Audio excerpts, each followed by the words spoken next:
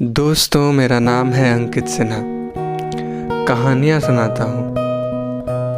बचपन में गुजारे लम्हों की सबसे खूबसूरत बात यह है कि इनको जब भी याद करते हैं दिल उन गलियों में घूम आता है। इन यादों के झरोखों से चलिए फिर से मुलाकात करते हैं। आज मैं सुनाने जा रहा हूँ निखिल सचान की लिखी कहानी 1953। ये कहानी 2 पार्ट्स में है, तो सुनिए 1953 पार्ट 1। ये बात तब की है जब मैं तकरीबन 8 साल का रहा होऊंगा। पापा के वेस्पा स्कूटर की आवाज़ कितनी भी दूर से सुन लिया करता था। कभी कभी तो पापा के आने के 5-7 मिनट पहले ही मैं माँ को बता देता कि पापा अब स्कूटर घर के पास वाले चौराहे पर पहुँच चुका होगा और अब धीरे धीरे ढलान से स्कूटर नीचे उतर रहा होगा। और ऐसा सच में होता था कि कुछ ही मिनटों में पापा का वेस्पा हमारे दरवाजे पर आकर पिप पिप की छोटी सी आवाज़ करता था। छोटी आवाज़ इसलिए क्योंकि पापा को शोर बिल्कुल पसंद नहीं था। माँ कहती थी कि पापा रोज़ ही 7:15 बजे घर आ जाते हैं, तो इस हिसाब से कोई भी अंदाज़ा लगा सकता है कि अब वो घर आने वाले होंगे। पर मुझे लगता था कि मैं सच में किसी छठे सेंस से उनका आना महसूस कर सकता था। जैसे चींटियाँ, कुत्ते और पंछी बहुत सी ऐसी बातों के होने का अंदाज़ा वक्त से पहले लगा लेते हैं, जिनका पता हम बड़ी बड़ी प्रयोगशालाएँ बनाकर भी नहीं लगा पाते। मैं ये भी बता सकता था कि स्कूटर को स्टैंड पर खड़ा करते ही पापा माँ को सब्जी का थैला फ्रिज में रखने के लिए कहेंगे। माँ किचन में होने की वजह से सब्जी को फ्रिज में रखने की बात 2-3 बार में भी नहीं सुन पाएगी, लेकिन पापा नाराज हुए बिना तीसरी या चौथी बार वही बात चिल्ला कर कहने के बजाय खुद ही सब्जी का थैला फ्रिज में रख देंगे। ये सिलसिला हर रोज़ का होता था, पर माँ को शायद इस बात का पता इसलिए नहीं चल पाया होगा क्योंकि किसी को भी आवाज़ आंगन से किचन तक चिल्लाए बिना नहीं जा सकती थी। पापा ने चिल्लाकर कहने की कोशिश शायद इसलिए भी नहीं की होगी क्योंकि ऐसा चिल्लाना सिर्फ चिल्लाना नहीं होता, बल्कि वो माँ पर चिल्लाना होता। माँ बीमार रहती थी और पापा उनकी हर छोटी बड़ी बात का पूरा ख्याल रखते थे। मैं ये भी बता सकता था कि आज भी पापा के ट्रांसफ़र की दरख्वास्त की मंजूरी नहीं हुई होगी, इसलिए वो थोड़ा सा परेशान दिखाई दे रहे हैं। बड़े बाबू ने आज फिर पापा को शराब में साथ देने के लिए घर बुलाया होगा, लेकिन पापा ने मुस्कुरा कर मना कर दिया होगा। बड़े बाबू ने फिर यही सलाह दी होगी कि अगर आप चीफ साहब को शराब की पार्टी का निमंत्रण देंगे तो आपका ट्रांसफ़र तुरंत हो जाएगा। पर पापा ने उस सलाह को भी मुस्कुरा कर टाल दिया होगा क्योंकि पापा दफ्तर से सीधे घर आना पसंद करते थे। दरअसल दफ्तर से घर आकर पापा को मुझे गणित पढ़ाना होता था। क्योंकि मैं गणित में कमज़ोर था, अब इसका मतलब ये हुआ कि पापा का ट्रांसफ़र मेरी वजह से ही रुका हुआ था और अब तक मेरी गणित मजबूत नहीं होती हम कानपुर नहीं जा सकते थे।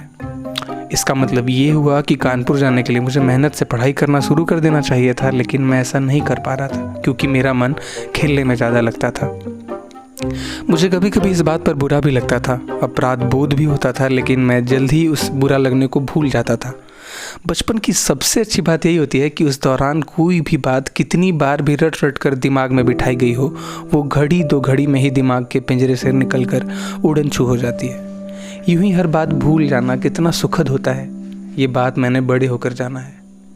जब मैं चाह कर भी ऐसी तमाम सारी बातें नहीं भूल पाता जिन्हें मैं याद रखने से सारी सारी रात दिमाग में उलझन बनी रहती है।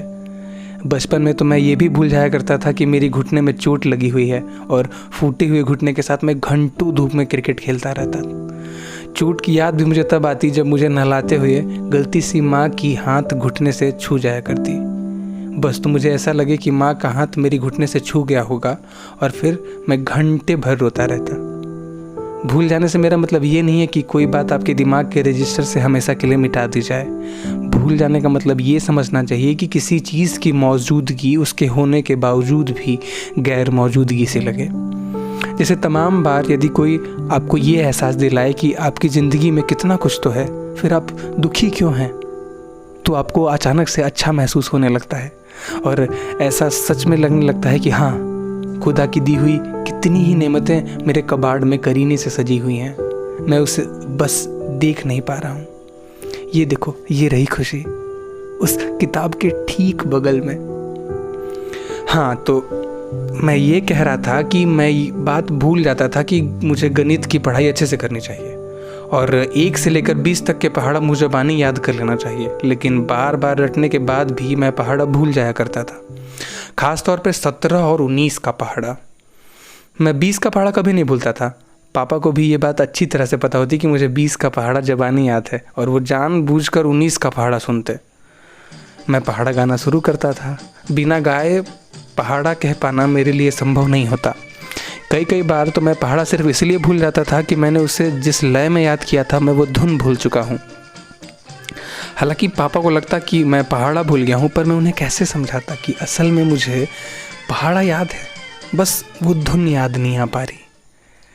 19 एकम 19, 19 दूनी 38, 19 तिया मैं कभी नहीं बता पाता कि 19 तिया 57 होता है। कभी कभी मुझे इस बात पर बहुत गुस्सा आता था कि 19 तिया 57 क्यों होता है। 57 मुझे एक बेहद घटिया नंबर लगता था, लेकिन पापा कहते थे कि 57 एक बेहद प्यारा नंबर है, क्योंकि सन 1857 में हमने आज़ादी की पहली लड़ाई छेड़ी थी। हाँ, तो हमने बेशक 57 में आज़ादी की मुहिम शुरू की होगी, लेकिन 57 ने मुझे गणित की ब्लैक एंड वाइट किताब और एक छोटे से नीरस कस्बे में कैद कर रखा था। मैं आज़ाद होकर कानपुर के बड़े बड़े मैदान में क्रिकेट खेलने नहीं जा पा रहा था। काश 19 से कम 20 होता, काश 19 दूनी 40 होता, 19 तिया 60 होता, तो मैं कानपुर में क्रिकेट खेलकर क्रिकेटर बन जाता। लेकिन ये मुआ 57 अपनी गंदी बेढंगी शकल लेकर 19 के पहाड़े में सिर्फ इसलिए घुस गया ताकि मैं कभी भी क्रिकेटर ना बन पाऊँ। 57 के अंक की क्रिकेट से दुश्मनी की बात मुझे तब पता चली जब टाइटन कप में सचिन को 2 बार 57 पर आउट हो गया। हालांकि पापा ने कहा कि गलती सचिन की थी, उसे राहुल द्रविड़ की तरह ऑफ साइड की गेंद से छेड़छाड़ नहीं करनी चाहिए थी, उसे सावधान रहना चाहिए था। पापा सचिन को पसंद नहीं करते थे, उन्हें राहुल द्रविड़ पसंद था क्योंकि द्रविड़ एक बेहद जिम्मेदार खिलाड़ी था और वो अच्छी तरह से जानता था कि उसकी एक गैर जिम्मेदाराना हरकत पूरे देश को शर्मिंदा कर सकती है। इससे भी ज़्यादा वो ये बात समझता था कि लोग उसे दीवार क्यों कहते हैं। पापा हमारे घर की सबसे मजबूत दीवार थे। हम उनकी हर एक बात पर आंख मूंद कर भरोसा करते थे। वो कितना कुछ जानते थे। उस वक्त गूगल नहीं होता था, पर पापा होते थे। शायद गूगल उस वक्त रहा भी होगा, पर हमें उसके होने का पता इसलिए भी नहीं चल पाया होगा क्योंकि पापा के होने से हमें गूगल के होने की ज़रूरत ही महसूस नहीं हुई होगी। पापा सब कुछ बता सकते थे। मैं पापा से पूछता था कि माँ की बीमारी ठीक हो जाएगी ना। पापा मुस्कुरा कर कहते कि माँ को कुछ नहीं होगा, उन्हें बस हल्की सी खांसी हुई है। मैं एकदम निश्चिंत हो जाता। एक दफ़ा माँ की खांसी में खून के थक्के भी आए, पर पापा ने कहा कि अब ऐसा दोबारा नहीं होगा। वो माँ को कानपुर के सबसे अच्छे डॉक्टर को दिखलाएंगे। और पापा अगले ही दिन माँ को लेकर कानपुर भी गए थे। उसके बाद मैंने कभी भी माँ की खांसी में खून आता हुआ नहीं देखा। पापा इसी तरह हमारी हर समस्या का समाधान कर दिया करते थे। हमारी समस्या माँ की बीमारी जितनी बड़ी हो सकती थी या स्कूल खुलने पर ढेर सारी कॉपी किताबों पर कवर चढ़ाने जितनी छोटी भी, या फिर वो अलमारी के ऊपर सामान चढ़ाने जितनी ऊंची भी हो सकती थी। पर पापा खड़े खड़े ही अलमारी के ऊपर सामान रख सकते थे। उनका कद बहुत ऊंचा और रौबदार था। पापा जब हमारी किताबों और कॉपियों पर कवर चढ़ाते तो किताबें कितनी सुंदर लगने लगती थी। वो हर काम कितने व्यवस्थित और सुलझे तरीके से करते थे। पहले कवर को ज़मीन पर बिछाया जाता था, फिर उस पर किताबों की नपाई होती थी जिससे कम से कम कवर बेकार हो। बड़े रजिस्टर की बगल में एक पापा संस्कृत की छोटी वाली किताब लगा देते थे। हम घर में असेंबली लाइन में काम करते थे। पापा का काम कवर को कैंची से काट कर किताबों को कवर में लपेटना होता था।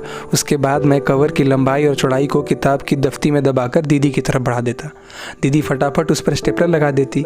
अगर माँ की तबीयत ठीक होती तो वो किताबों पर रंग बिरंगे चिट चिपका देती थी, नहीं तो वो काम भी दीदी ही कर दिया करती थी। मिलूँगा इस कहानी के अधूरे पड़े हिस्से के साथ। तब तक आप अपनी ज़िंदगी पर चढ़ी पुरानी कवर को हटाइए और पापा को कहिए कि वो इस पर नई कवर चढ़ा दें। और हाँ, दीदी से स्टेपलर करवाना और माँ से रंग बिरंगे चिट लगवाना भूलिएगा मत। कवर और भी अच्छी दिखेगी।